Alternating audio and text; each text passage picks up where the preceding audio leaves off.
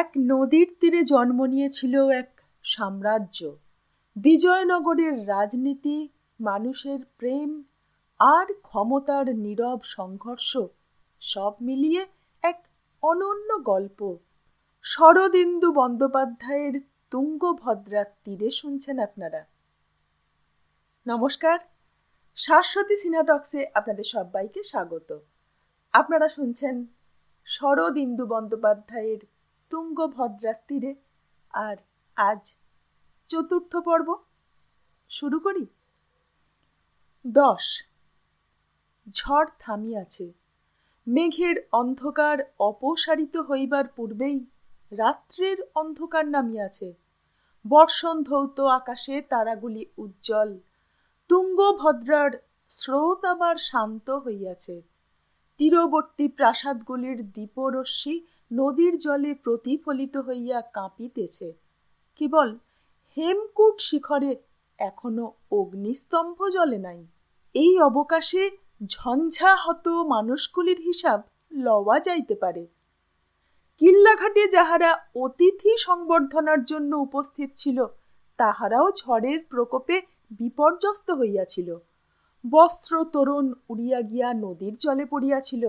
হাতিগুলা ভয় পাইয়া একটু দাপাদাপি করিয়াছিল, তাহার ফলে কয়েকজন সৈনিকের হাত পা ভাঙিয়াছিল। আর বিশেষ কোনো অনিষ্ট হয় নাই। ঝড় অপগত হইলে কুমার কম্পন নৌকা তিনটির নিরাপত্তা সম্বন্ধে অনুসন্ধান করিবার চেষ্টা করিলেন, কিন্তু রাত্রি অন্ধকার। তীরস্থ গোলাকৃতি ছোট নৌকাগুলি কোথায় ভাসিয়া গিয়াছে, কুমার কম্পন কোনো সন্ধানই পাইলেন না। তখন তিনি সৈন্যদের ঘাটে রাখিয়া অশ্বপৃষ্ঠে রাজভবনে ফিরিয়া গেলেন। রাজাকে সংবাদ দিয়া কাল প্রত্যুষে তিনি আবার ফিরিয়া আসিবেন।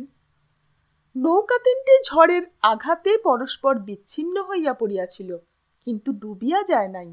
অগভীর জলে বা নদী মধ্যস্থ দ্বীপের শিলা সৈকতে আটকাইয়া গিয়াছিল। নাবিক ও সৈন্যদের মধ্যে যাহারা ছিটকাইয়া জলে পড়িয়াছিল, তাহারাও কেহ ডুবিয়া মরে নাই। জল ও বাতাসের তাড়নে কোথাও না কোথাও ডাঙার আশ্রয় পাইয়াছিল। ময়ূরপঙ্খী নৌকায় মণিকঙ্কনা ও বৃদ্ধ রসরাজ আটক পড়িয়াছিলেন। তাহাদের প্রাণের আশঙ্কা আর ছিল না বটে, কিন্তু বিদ্যুন্মালা, চিপিটক এবং মন্দোদরীর জন্য তাহাদের প্রাণে নিদারুণ ত্রাস উৎপন্ন হইয়াছিল। মণিকঙ্কনা ব্যাকুলভাবে কাঁদিতে কাঁদিতে ভাবিতেছিল, কোথায় গেল বিদ্যুন্মালা, মামা ও মন্দোদরীর কি হইল? তাহারা কি সকলেই ডুবিয়া গিয়াছে? রসরাজ মণিকঙ্কনাকে সান্ত্বনা দিবার ফাঁকে ফাঁকে প্রাণপণে ইষ্টমন্ত্র জপ করিতেছিলেন। মামা ও মন্দোদরী ডুবিয়া যায় নাই।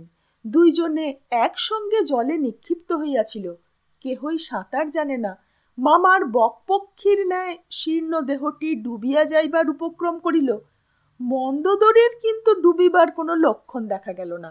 তাহার বিপুল বপু তরঙ্গ শীর্ষে শূন্য কলসের ন্যায় নাচিতে লাগিল। মামা ডুবিয়া যাইতে যাইতে মন্দোদরীর একটা পা নাগালের মধ্যে পাইলেন। তিনি মরিয়া হইয়া তাহা চাপিয়া ধরিলেন। ঝড়ের টানাটানি তাহার বজ্রমুষ্টিকে শিথিল করিতে পারিল না। কিন্তু চিপিটক ও মন্দোদরীর প্রসঙ্গ এখন থাক। বিদ্যুন্মালা নদী মধ্যস্থ একটি দ্বীপের সিক্ত সৈকতে শুইয়াছিলেন। চেতনা ফিরিয়া পাইয়া অনুভব করিলেন তাহার বসন আর্দ্র।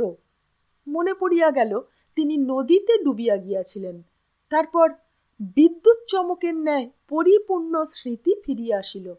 তিনি ধীরে ধীরে চোখ খুলিলেন। চোখ খুলিয়া তিনি প্রথমে কিছু দেখিতে পাইলেন না। ভিতরের অন্ধকার ও বাহিরের অন্ধকার প্রায় সমান। ক্রমে সূচির ন্যায় সূক্ষ্ম আলোকের রশ্মি তাহার চক্ষুকে বিদ্ধ করিল। আকাশের তারা কি? আশেপাশে আর কিছু দেখা যায় না। তখন তিনি গভীর নিঃশ্বাস ত্যাগ করিয়া সন্তর্পণে উঠিয়া বসিবার উপক্রম করিলেন। কে যেন শিয়রে বসিয়া তাহার মুখের পানে চাহিয়াছিল। হ্রস্ব কণ্ঠে বলিল, এখন বেশ সুস্থ মনে হচ্ছে? বিদ্যুন্মালা চক্ষু বিস্ফারিত করিয়া চাহিলেন, কিন্তু কাহাকেও দেখিতে পাইলেন না। অন্ধকারের মধ্যে গাঢ়তর অন্ধকারের একটা পিণ্ড রহিয়াছে মনে হইল। তিনি স্খলিত স্বরে বলিলেন, কে? শান্ত আশ্বাস ভরা উত্তর হইল, আমি, অর্জুন বর্মা। ক্ষণকাল উভয়ে নীরব। তারপর বিদ্যুন্মালা ক্ষীণ বিস্ময়ের সুরে বলিলেন, অর্জুন বর্মা, আমি ঝড়ের ধাক্কায় জলে পড়ে গিয়েছিলাম। কিছুক্ষণের জন্য নিঃশ্বাস রোধ হয়ে গিয়েছিল। তারপর কে যেন আমাকে টেনে নিয়ে চলল, আর কিছু মনে নেই। এ কোন স্থান? অর্জুন বর্মা বলিল, বোধহয় নদীর একটা দ্বীপ। আপনি শরীরে কোনো ব্যথা অনুভব করছেন কি? বিদ্যুন্মালা নড়িয়া চড়িয়া বসিলেন, বলিলেন, না, কিন্তু আমি চোখে কিছু দেখতে পাচ্ছি না। অর্জুন বর্মা বলিল, অন্ধকার রাত্রি, তাই কিছু দেখতে পাচ্ছেন না। আকাশের পানে চোখ তুলুন, তারা দেখতে পাবেন। বিদ্যুন্মালা ঊর্ধ্বে চাহিলেন। হ্যাঁ, ওই তারার পুঞ্জ। প্রথম চক্ষু মেলিয়া তাহাদের দেখিয়াছিলেন, এখন যেন তাহারা আরো উজ্জ্বল হইয়াছে। অর্জুন বর্মা বলিল, পিছন ফিরে দেখুন, হেমকূট চূড়ার ধুনি জ্বলছে। হেমকূট চূড়ায় প্রত্যহ সূর্যাস্তের সঙ্গে সঙ্গে ধুনি জ্বলে। আজ বৃষ্টির জলে ইন্ধন সিক্ত হইয়াছিল, তাই ধুনি জ্বলিতে বিলম্ব হইয়াছে। বিদ্যুন্মালা দেখিলেন, দূরের গিরিচূড়ায় ধূম্রজাল ভেদ করিয়া অগ্নির শিখা উত্থিত হইতেছে। সেদিক হইতে দৃষ্টি ফিরাইয়া বিদ্যুন্মালা অর্জুন বর্মার দিকে চাহিলেন। মনে হইল যেন সুদূর ধুনির আলোকে অর্জুন বর্মার আকৃতি ছায়ার ন্যায় দেখা যাইতেছে। এতক্ষণ বিদ্যুন্মালার অন্তরের সমস্ত আবেগ যেন মূর্ছিত হইয়াছিল। এখন স্ফুলিঙ্গের ন্যায় একটু আনন্দ স্ফুরিত হইল। অর্জুন বর্মা, আপনাকে আমি দেখতে পাচ্ছি। এই পর্যন্ত বলিয়াই তাহার আনন্দটুকু নিভিয়া গেল। তিনি উদ্বেগ সংহত কণ্ঠে বলিলেন, কিন্তু কঙ্কনা কোথায়? মন্দতটি কোথায়? অর্জুন বলিল, কে কোথায় আছে তা সূর্যোদয়ের আগে জানা যাবে না। আজ কি চাঁদও উঠবে না? উঠবে মধ্যরাত্রির পর। এখন রাত্রি কত? বোধ হয় প্রথম প্রহর শেষ হয়েছে। রাজকুমারী, আপনার শরীর দুর্বল, আপনি শুয়ে থাকুন, বেশি চিন্তা করবেন না। দুর্বল শরীরে চিন্তা করলে দেহ আরো নিস্তেজ হয়ে পড়বে। আর আপনি? আমি পাহারায় থাকব। এই অসহায় অবস্থাতেও বিদ্যুন্মালা পরম আশ্বাস পাইলেন। দুই চারিটি কথা বলিয়াই তাহার শরীরের অবশিষ্ট শক্তি নিঃশেষিত হইয়াছিল। তিনি আবার বালুশয্যায় শয়ন করিলেন। কিছুক্ষণ চক্ষু মুদিয়া শুইয়া থাকিবার পর তাহার ক্লান্ত চেতনা আবার সুপ্তির অতলে ডুবিয়া গেল। বিদ্যুন্মালার চেতনা সুষুপ্তির পাতাল স্পর্শ করিয়া আবার ধীরে ধীরে স্বপ্নলোকের আচ্ছন্ন স্তরে উঠিয়া আসিল। তিনি স্বপ্ন দেখিলেন, সেই স্বপ্ন যাহা পূর্বে একবার দেখিয়াছিলেন। স্বয়ংবর সভায় অর্জুন মৎস্যচক্ষু বিদ্ধ করিয়া রাজকুমারীর সম্মুখে নতজানু হইলেন। বলিলেন, রাজকুমারী, দেখুন, চাঁদ উঠেছে। বিদ্যুন্মালা চক্ষু মেলিয়া দেখিলেন, অর্জুন বর্মা তাহার মুখের উপর ঝুঁকিয়া বলিতেছে, রাজকুমারী, দেখুন, চাঁদ উঠেছে। স্বপ্নের অর্জুন ও প্রত্যক্ষের অর্জুন বর্মায় আকৃতিগত কোনো প্রভেদ নাই। চাঁদ অবশ্য অনেক আগেই উঠিয়াছিল, দিকচক্র হইতে প্রায় এক রাশি ঊর্ধ্বে আরোহণ করিয়াছিল। কৃষ্ণপক্ষের ক্ষীয়মান চন্দ্র কিন্তু পরশু ফলকের ন্যায় উজ্জ্বল। তাহারই আলোকে বিদ্যুন্মালার ঘুমন্ত মুখখানি পরিস্ফুট হইয়া উঠিয়াছিল। মুক্ত বেণী চুলগুলি বিস্রস্ত হইয়া মুখখানিকে বেষ্টন করিয়া রাখিয়াছিল।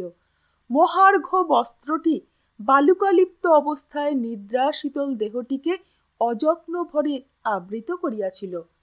সব মিলিয়া যেন একটি শৈবাল বিদ্ধ কুমুদিনী ঝড়ের আক্রোশে উন্মূলিত হইয়া তটপ্রান্তে নিক্ষিপ্ত হইয়াছে।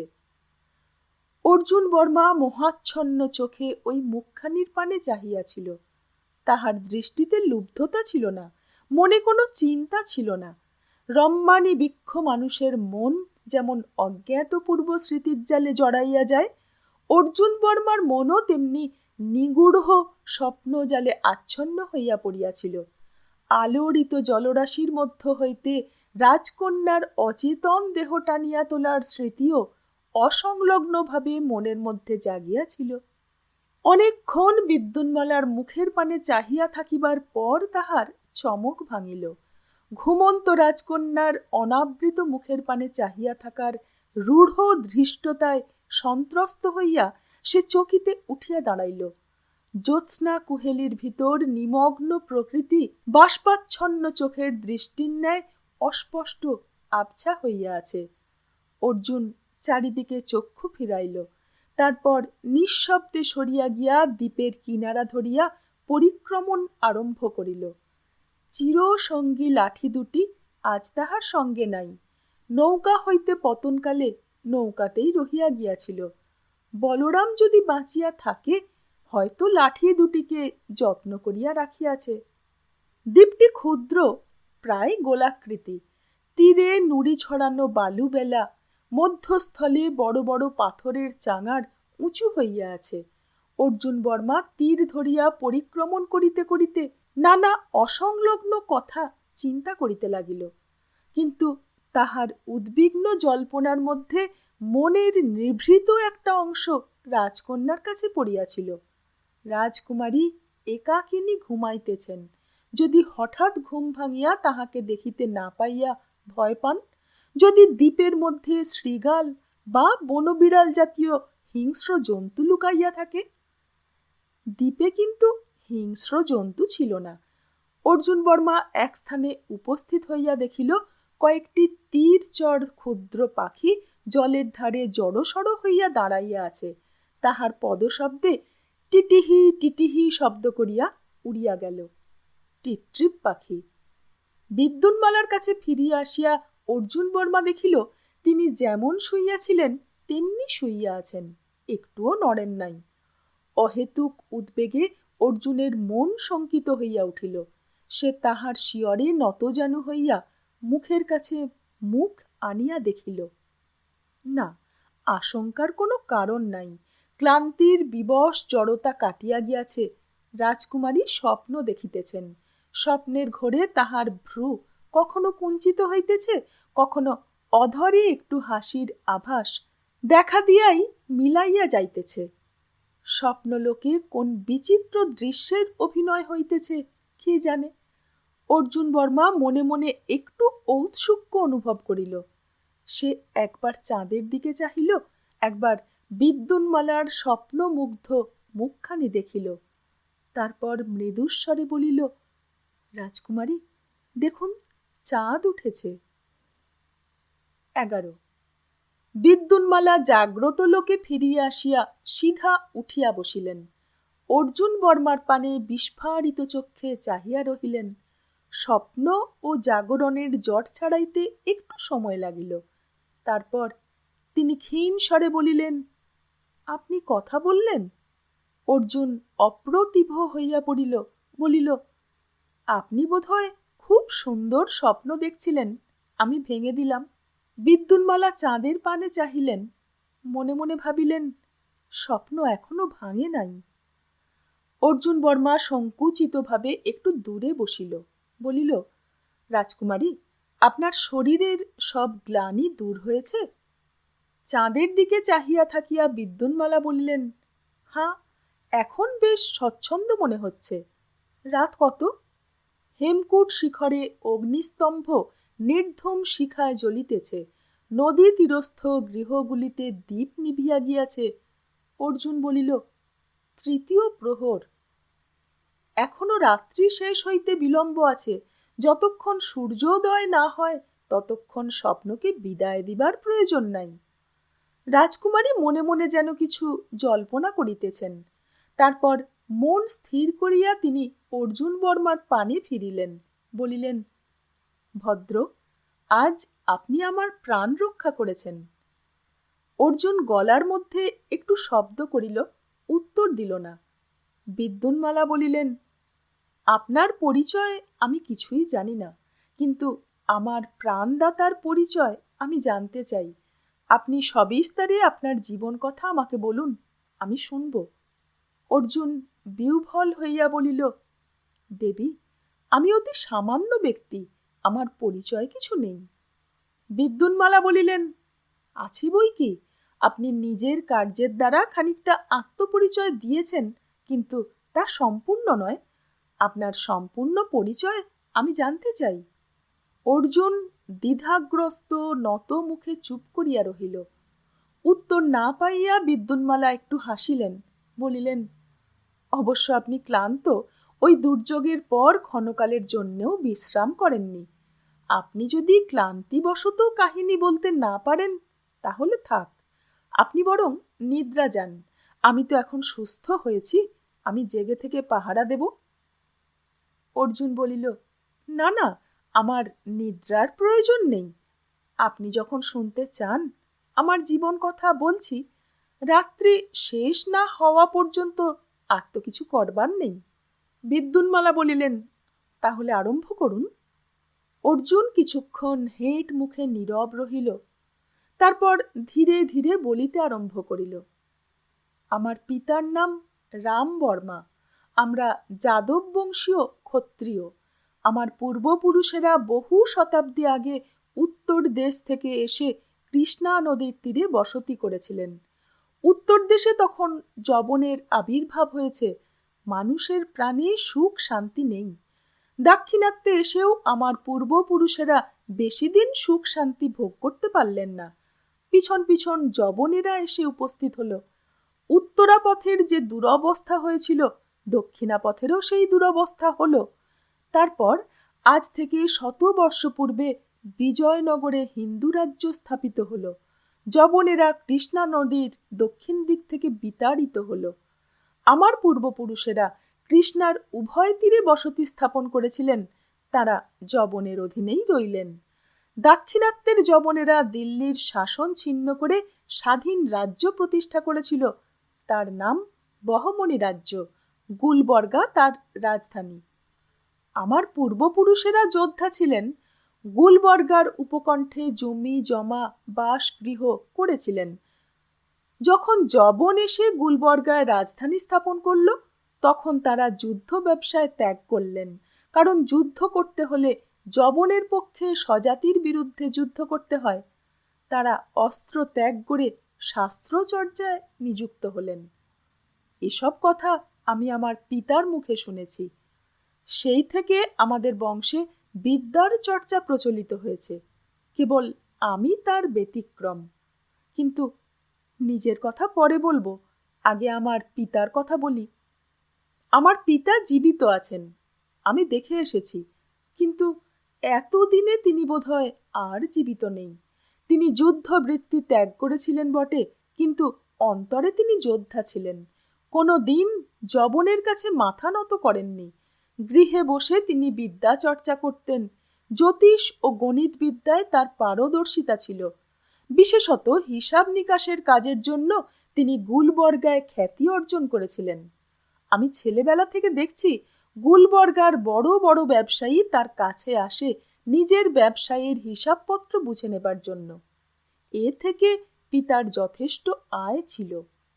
আমার যখন 10 বছর বয়স, তখন আমার মা মারা যান। পিতা আর বিবাহ করেননি। আমি এবং পিতা ছাড়া আমাদের গৃহে আর কেউ ছিল না। আমার কিন্তু বিদ্যা শিক্ষার দিকে মন ছিল না। বংশের সহজাত সংস্কার আমার রক্তে বেশি আছে। ছেলেবেলা থেকে আমি খেলাধুলা, অস্ত্রবিদ্যা, সাঁতার, মল্লযুদ্ধ এইসব নিয়ে মত্ত থাকতাম।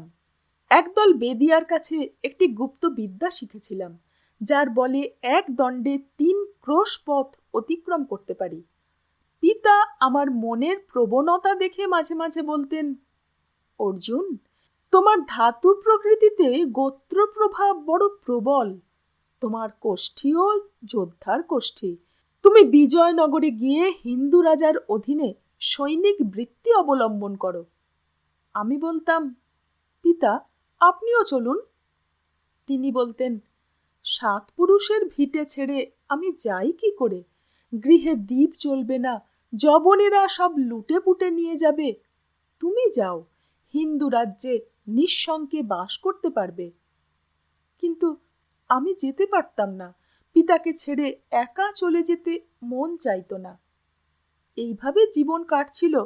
জীবনে নিবিড় সুখও ছিল না, গভীর দুঃখও ছিল না। তারপর আজ থেকে 10-12 দিন আগে রাত্রে দ্বীপ প্রহরে পিতার এক বন্ধু এলেন। মহাধনী বণিক, সুলতান আহমেদ শাহর সভায় যাতায়াত আছে। তিনি চুপি চুপি এসে বলে গেলেন, আহমদ শাহ স্থির করেছে তোমাকে আর তোমার ছেলেকে গরু খাইয়ে মুসলমান করবে। তারপর তোমাকে নিজের দপ্তরে বসাবে। কাল সকালেই সুলতানের সিপাহীরা আসবে তোমাদের ধরে নিয়ে যেতে। পিতার মাথায় বজ্রাঘাত। সংবাদদাতা যেমন গোপনে এসেছিলেন তেমনি চলে গেলেন। আমরা 2 পিতা পুত্র সারা রাত পরস্পরের মুখের পানে চেয়ে বসে রইলাম। মুসলমানেরা দুর্ধর্ষ যোদ্ধা, তাদের প্রাণে ভয় নেই, কিন্তু তারা দস্যুরূপে ভারতবর্ষে প্রবেশ করেছিল। সেই দস্যু বৃত্তি এখনো ত্যাগ করতে পারেনি। তারা লুট করতে জানে, কিন্তু রাজ্য চালাতে জানে না, আয় ব্যয়ের হিসাব রাখতে জানে না। তাই তারা কর্মদক্ষ বুদ্ধিমান হিন্দু দেখলেই জোর করে তাদের মুসলমান বানিয়ে নিজেদের দলে টেনে নেয়। পিতাকেও তারা গরু খাইয়ে নিজেদের দলে টেনে নিতে চায়, সেই সঙ্গে আমাকেও। রাত্রি যখন শেষ হয়ে আসছে তখন পিতা বললেন, অর্জুন, আমার 50 বছর বয়স হয়েছে। কোষ্ঠী গণনা করে দেখেছি আমার আয়ু শেষ হয়ে আসছে। ম্লেচ্ছরা যদি জোর করে আমার সর্বনাশ করে আমি অনশনে প্রাণত্যাগ করব। কিন্তু তুমি পালিয়ে যাও, তোমার জীবনে এখনো সবই বাকি। নদী পার হয়ে তুমি হিন্দু রাজ্যে চলে যাও। আমি পিতার পা ধরে কাঁদতে লাগলাম। পিতা বললেন, কেঁদো না, আমরা যাদব বংশীয় ক্ষত্রিয়। স্বয়ং শ্রীকৃষ্ণ আমাদের পূর্বপুরুষ। তাকেও একদিন জরাসন্ধের অত্যাচারে মথুরা ছেড়ে দ্বারকায় চলে যেতে হয়েছিল। তুমি বিজয়নগরে যাও, ভগবান শ্রীকৃষ্ণ তোমাকে রক্ষা করবেন। বাইরে তখন কাক কোকিল ডাকতে আরম্ভ করেছে। আমি গৃহ ছেড়ে যাত্রা করলাম। আমার সঙ্গে শুধু এক জোড়া লাঠি। বেদিয়ারা আমাকে যে লাঠিতে চড়ে হাঁটতে শিখিয়েছিল সেই লাঠি। এ লাঠি একাধারে অস্ত্র এবং যানবাহন। বাড়ি থেকে বেরিয়েই শুনতে পেলাম অশ্বক্ষুরধ্বনি। 4 জন অশ্বারোহী আমাদের ধরে নিয়ে যেতে আসছে।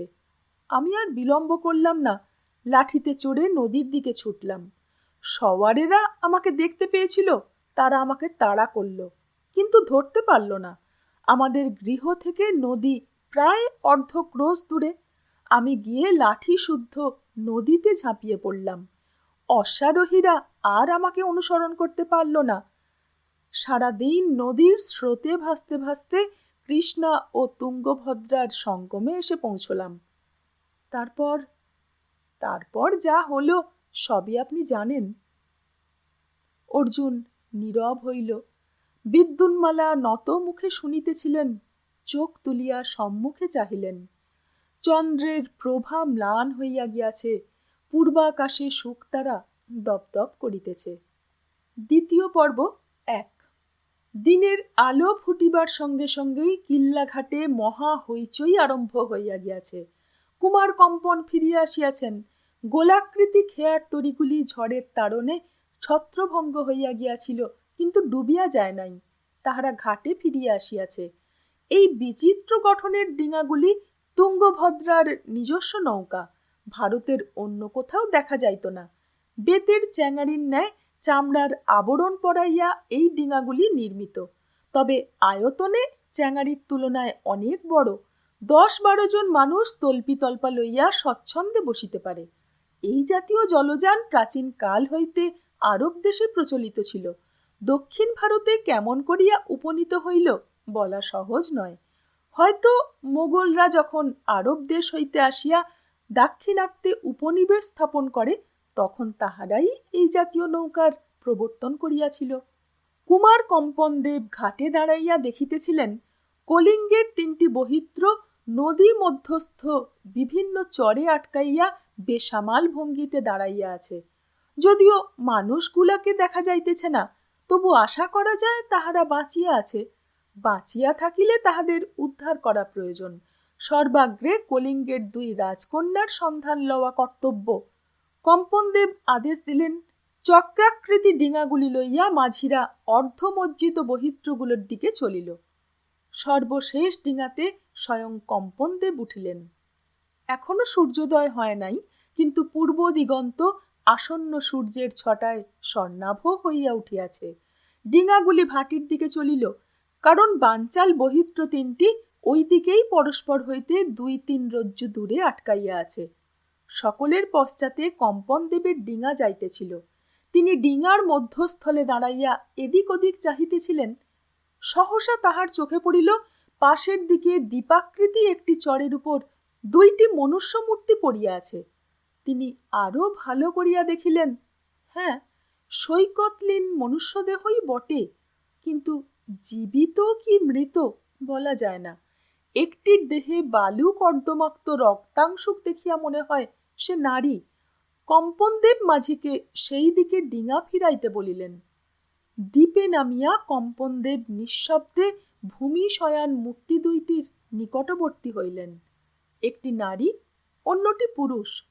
পরস্পর হইতে 3-4 হস্ত অন্তরে শুইয়া আছে, কিন্তু মৃত নয়। নিঃশ্বাস প্রশ্বাসের ছন্দে দেহের সঞ্চালন লক্ষ্য করা যায়। হয় মূর্ছিত, নয় নিদ্রিত। কম্পনদেবের চক্ষু যুবতীর মুখ হইতে পুরুষের মুখের দিকে কয়েকবার দ্রুত যাতায়াত করিল, তারপর যুবতীর মুখের উপর স্থির হইল। এই সময় সূর্যবিম্ব দিকচক্রের উপর মাথা তুলিয়া চারিদিকে অরুণ ছটা ছড়াইয়া দিল। যুবতীর মুখে বালার্ক কুঙ্কুমের স্পর্শ লাগিল। কম্পনদেব নিষ্পলক নেত্রে যুবতীর ঘুমন্ত মুখের পানে চাহিয়া রহিলেন। তিনি রাজপুত্র। সুন্দরী যুবতী তাহার কাছে নূতন নয়, কিন্তু এই ভূমি শয়ান যুবতীর মুখে এমন একটি দুর্নিবার চৌম্বক শক্তি আছে যে বিমূঢ় হইয়া চাহিয়া থাকিতে হয়। কম্পনদেব যুবতীর প্রতি দৃষ্টি রাখিয়া মনে মনে বিচার করিলেন, এ নিশ্চয় কলিঙ্গের প্রধান রাজকন্যা বিজয়নগরের ভাবী রাজবধূ। কম্পনদেব বোধ করি কলিঙ্গদেশিয়া বরাঙ্গনাদের কুহক ভরা রূপলাবণ্যের সহিত ইতিপূর্বে পরিচিত ছিলেন না। তাহার সর্বাঙ্গ দিয়া ঈর্ষা মিশ্রিত অভিপ্সার শিহরণ বহিয়া গেল। আরও কিছুক্ষণ নিদ্রিতাকে পর্যবেক্ষণ করিয়া তিনি গলার মধ্যে শব্দ করিলেন। অমনি বিদ্যুন্মালার চক্ষু 2টি খুলিয়া গেল। অপরিচিত পুরুষ দেখিয়া তিনি বসন সংবরণপূর্বক উঠিয়া বসিলেন। উষাকালে তিনি আবার তন্দ্রাচ্ছন্ন হইয়া পড়িয়াছিলেন। অর্জুনও ঘুমাইয়াছিল। অর্জুনের ঘুম কিন্তু ভাঙিল না। সারা রাত্রি জাগরণের পর সে গভীরভাবে ঘুমাইয়া পড়িয়াছে। বিদ্যুন্মালা একবার কুমার কম্পনদেবের দিকে চক্ষু তুলিয়াই আবার চক্ষু নত করিলেন। এই পরম কান্তিমান যুবকের চোখের দৃষ্টি ভালো নয়। বিদ্যুন্মালা ঈষৎ উদ্বিগ্ন স্বরে জিজ্ঞাসা করিলেন, আপনি কে? কম্পনদেব বলিলেন, আমি রাজভ্রাতা কুমার কম্পনদেব, ঝঞ্ঝা বিধ্বস্তদের খোঁজ নিতে বেরিয়েছি। আপনি? আমি কলিঙ্গের রাজকন্যা বিদ্যুন্মালা। কম্পনদেব অর্জুনের দিকে কটাক্ষপাত করিয়া বলিলেন, এ ব্যক্তি কে? বিদ্যুন্মালা বলিলেন, আমি ঝড়ের আঘাতে নৌকা থেকে জলে পড়ে গিয়েছিলাম, ডুবে যাচ্ছিলাম। উনি আমাকে উদ্ধার করেছেন। ওর নাম অর্জুন বর্মা। নিদ্রার মধ্যেও নিজের নাম অর্জুনের কর্ণে প্রবেশ করিয়াছিল। সে এক লাফে উঠিয়া দাঁড়াইল। কম্পনদেবকে দেখিয়া বলিল, কে? কম্পনদেব কুঞ্চিত চক্ষে তাহাকে নিরীক্ষণ করিলেন, উত্তর দিলেন না। তারপর বিদ্যুন্মালার দিকে ফিরিলেন। সারা রাত্রি আপনি এবং এই ব্যক্তি দ্বীপেই ছিলেন? হ্যাঁ। ভালো, চলুন এবার ডিঙায় উঠুন। বিদ্যুন্মালা উঠিয়া দাঁড়াইলেন। তাহার চক্ষে সহসা ব্যাকুলতার ছায়া পড়িল। তিনি বলিলেন, কিন্তু কঙ্কনা, আমাদের নৌকা কি ডুবে গিয়েছে? কম্পনদেব বলিলেন, না, একটি নৌকাও ডোবেনি। কঙ্কনা কে? আমার ভগিনী মণিকঙ্কনা। তিনি নিশ্চয় ময়ূরপঙ্খী নৌকাতেই আছেন। আসুন, প্রথমে আপনাকে সেখানে নিয়ে যাই। বিদ্যুন্মালা ডিঙায় উঠিলেন। কুমার কম্পন একটু চিন্তা করিয়া অর্জুনের দিকে শিরঃসঞ্চালন করিলেন। অর্জুন ডিঙায় উঠিল। তখন কম্পনদেব স্বয়ং ডিঙায় আরোহণ করিয়া স্রোতের মুখে নৌকা চালাইবার আদেশ দিলেন। সূর্য আরও উপরে উঠিয়াছে। নদীর বুকে যে সামান্য বাষ্পাবরণ জমিয়াছিল তাহা অন্তর্হিত হইয়াছে, নৌকা তিনটি স্পষ্ট দেখা যাইতেছে। প্রথমেই ময়ূরপঙ্খী নৌকা নিমজ্জিত চরে অবরুদ্ধ হইয়া উৎকণ্ঠ ময়ূরের ন্যায় দাঁড়াইয়া আছে, চারিদিকে জল। ইতিমধ্যে একটি ডিঙা তাহার নিকট পৌঁছিয়াছে, কিন্তু ময়ূরপঙ্খীর পাটাতনে মানুষ দেখা যাইতেছে না। কুমার কম্পনের ডিঙা ময়ূরপঙ্খীর গায়ে গিয়া ভিড়িল। কুমারী বিদ্যুন্মালা শীর্ণকণ্ঠে ডাকিলেন, কঙ্কনা।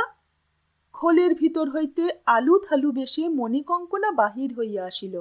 বিদ্যুন্মালাকে দেখিয়া দুই বাহু প্রসারিত করিয়া চিৎকার করিয়া উঠিল, মালা, তুই বেঁচে আছিস? বিদ্যুন্মালা টলিতে টলিতে ময়ূরপঙ্খীর পাটাতনে উঠিলেন। দুই ভগিনী পরস্পর কণ্ঠলগ্না হইলেন।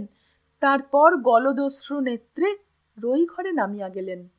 রাজপুরীতে যাইতে হইবে, আবার বেশবাস পরিবর্তন করিয়া রাজকন্যার উপযোগী সাজসজ্জা করা প্রয়োজন।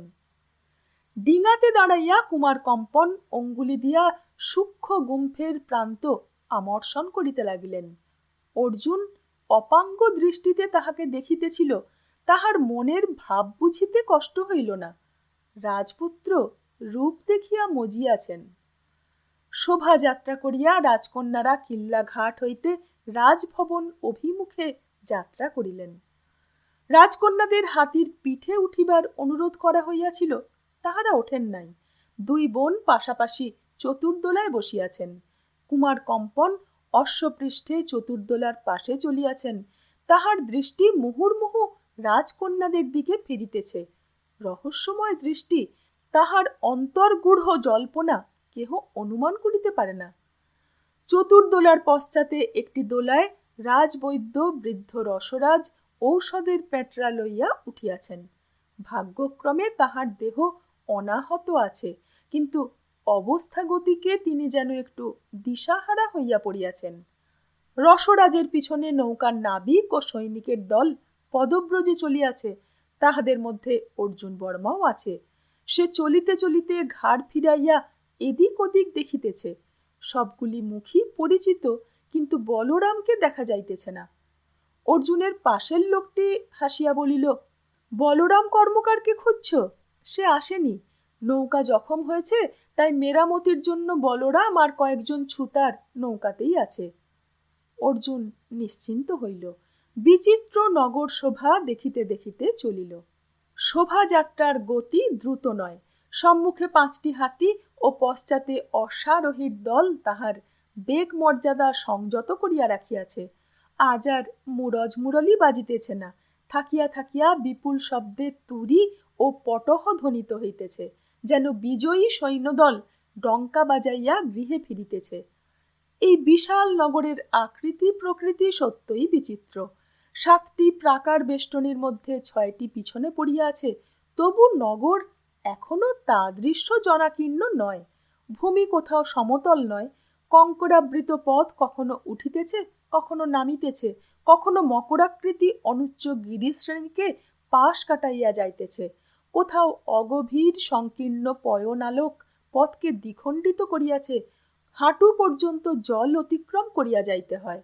যেখানে জমি একটু সমতল, সেখানেই পথের পাশে পাথরের গৃহ, ফুলের বাগান, আম্রবাটিকা, ইক্ষুক্ষেত্র। শোভাযাত্রা দেখিবার জন্য বহু নরনারী পথের ধারে সারি দিয়া দাঁড়াইয়াছে। হাস্যমুখী যুবতীরা চতুর্দোলা লক্ষ্য করিয়া লাজাঞ্জলি নিক্ষেপ করিতেছে। তারপর আবার অসমতল শিলাবন্ধুর ভূমি, স্বল্প সেচনতুষ্ট জোয়ার বাজরার সুলকণ্টকিত ক্ষেত্র। ঊর্ধ্বে চাহিলে দেখা যায় দূরে দূরে 3টি স্তম্ভাকার গিরিশৃঙ্গ, হেমকূট মতঙ্গ ও মালয়বন্ত আকাশে মাথা তুলিয়া যেন দুরাগত শত্রুর দিকে লক্ষ্য রাখিয়াছে। দিবা 2য় প্রহরের আরম্ভে মিছিল এক উত্তুঙ্গ সিংহদ্বারের সম্মুখে উপস্থিত হইল। ইহাই শেষ তোরণ। তোরণের 2 পাশ হইতে উচ্চ পাষাণ প্রাকার নির্গত হইয়া অন্তর্ভুক্ত ভূমিকে বেষ্টন করিয়া রাখিয়াছে। বিস্তীর্ণ নগরচক্রের ইহা কেন্দ্রস্থিত নাভি। তোরণের প্রহরীরা পথ ছাড়িয়া দিল। মিছিল 7ম পুরীতে প্রবেশ করিল। 7 কৌটার মধ্যে 1 কৌটা। ইহার ব্যাস 4 ক্রোশ। ইহার মধ্যে 34টি প্রশস্ত রাজপথ আছে। তন্মধ্যে প্রধান রাজপথের নাম পান-সুপারি রাস্তা। নাম পান-সুপারি রাস্তা হইলেও সোনা, রূপা, হীরা জহরতের বাজার। এই মণিমাণিক্যের হাটের মাঝখানে রাজভবনের অসংখ্য হর্মরাজি। মিছিল সেই দিকে চলিল। গভীর শব্দে ডঙ্কা ও তুরি বাজিতেছে। পথে লোকারণ্য, পথি পার্শ্বস্থ অট্টালিকাগুলির অলিন্দে বাতায়নে চাঁদের হাট। 2 সুন্দরী রাজকন্যাদের দেখিয়া সকলে জয়ধ্বনি করিতেছে। মণিকঙ্কনা ও বিদ্যুন্মালা চতুর্দোলায় পাশাপাশি বসিয়া আছেন। মণিকঙ্কনা সাহসিনী মেয়ে, কিন্তু তাহার বুকও মাঝে মাঝে দুরু দুরু করিয়া উঠিতেছে। বিদ্যুন্মালার আয়ত চক্ষু সম্মুখ দিকে প্রসারিত, কিন্তু তাহার মন আপন অতল গভীরতায় ডুবিয়া গিয়াছে। তিনি ভাবিতেছেন, জীবন এত জটিল কেন? বেলা দ্বিপ্রহরে মধ্যদিনের সূর্যকে মাথায় লইয়া শোভাযাত্রা রাজভবনের সম্মুখে উপস্থিত হইল। দেখা যাক এরপরে রাজভবনে প্রবেশ করার পর কি হয়। সঙ্গে থাকবেন। ধন্যবাদ।